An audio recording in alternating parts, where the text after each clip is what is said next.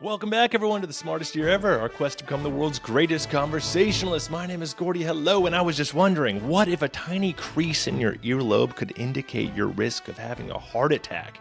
Stick with me for 5 minutes. I bet you can work this into conversation today, and like and subscribe if you haven't so you can keep up every single day. I do this every single day. You probably wouldn't think that a wrinkle in your earlobe could say something about your heart, but that's exactly what one New York physician thought back in 1973 when he first described what is now called Frank's sign, a diagonal crease running from the tragus. That's this little thing, that little piece of cartilage right here on the outside.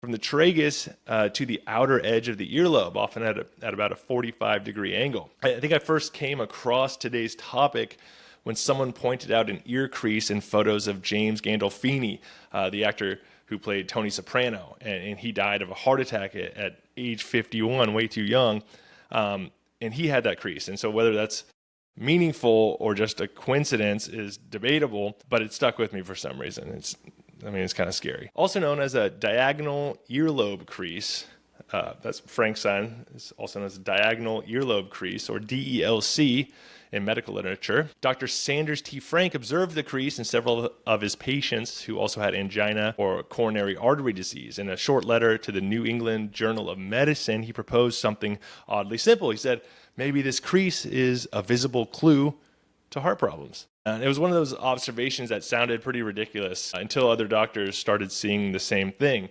Since then, dozens of studies across the world have investigated the possible link between earlobe creases and coronary artery disease, or CAD, and the findings are surprisingly consistent. One meta-analysis from 2016 reviewed 37 studies and found a significant association between Frank's sign and CAD, even when adjusting for age. Patients with the crease were more likely to have underlying atherosclerosis than those without it. That said, correlation still isn't causation, and while the age factor has been statistically adjusted for, some researchers argue that there are subtle confounders like skin elasticity or cumulative vascular damage that might still blur the picture a little bit.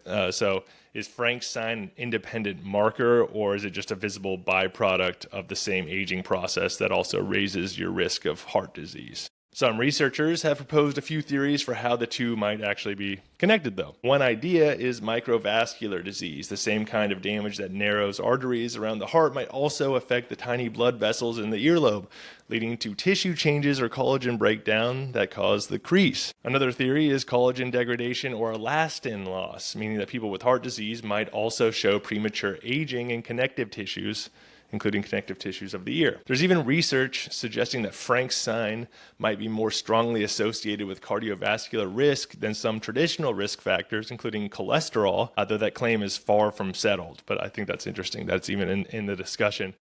And to complicate things further, Frank's sign has also been linked in smaller studies to conditions like peripheral vascular disease, cerebrovascular disease, and even carotid artery stenosis. And so if that's true, it might reflect a broader systematic process of vascular aging you can see, in a sense, But of course, not everyone is convinced. Skeptics argue that the data is too inconsistent, that observer bias is likely, and that it's a classic case of medical apophenia.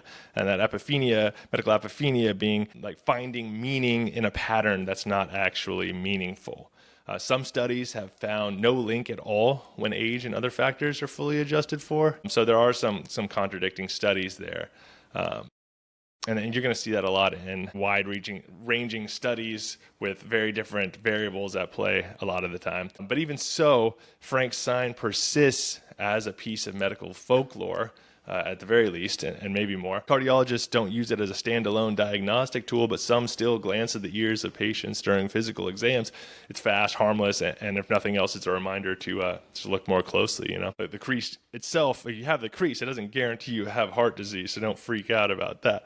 But if you've got it and you also have high blood pressure, poor fitness, a family history of cardiovascular issues, it might be one more clue that's just been right under your nose if your ear is located under your nose. So there you have it. Frank's sign may not predict heart attacks with surgical precision, but it's one of those odd little wrinkles where ancient diagnostic instinct meets modern medical research, and sometimes your body does try to tell you something. Go check out my sources, which can be found in the YouTube description. Please give me a like, rate, share this with someone. A comment would be awesome. Subscribe if you haven't. Go check out the short version I do of all of these, which are on social media. Everywhere that you're on social media, I am too, at Smartest Year Ever. And in the meantime, stay curious and stay clever on our quest to become the world's greatest conversationalists. I will see you tomorrow in the Smartest Year Ever.